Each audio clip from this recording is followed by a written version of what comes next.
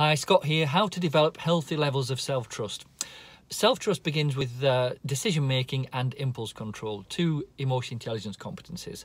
In terms of what am I going to be doing, is it meaningful?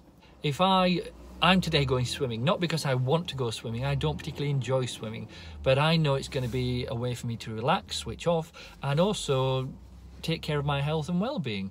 I'm quite an old dad. I was 48 years young. I know I look no older than 50.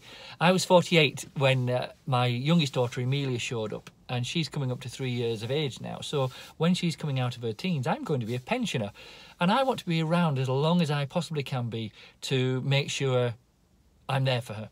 I'm not being morbid about this at all, or downhearted. It's very real. But if we're going to develop self-trust, the goals we set, the objectives we set for ourselves have to be worthwhile and meaningful at an emotional level, not just professional or intellectual level. So if you want to develop self-trust, first of all, think about why is making a commitment to yourself, whether it be going to the gym, whether it be going to that meeting and speaking up, or anything else, why is it meaningful?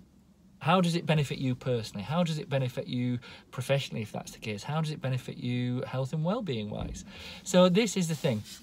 Even if you don't tell anyone else about whether it's going swimming, whether it's speaking up at that meeting, making that presentation and doing it really well, whatever it may be, put a reminder in your phone. Put a gentle reminder in your phone so it dings, to give you a gentle reminder at the beginning of the day. It dings at lunchtime when you're on your break so it can remind you of where your attention is going to be. There's little point in making commitments that you've no intention of keeping, or you are intending keeping but then don't do.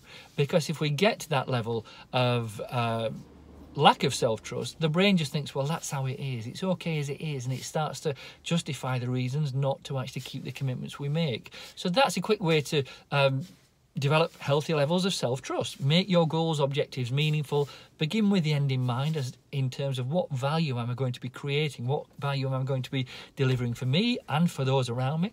And also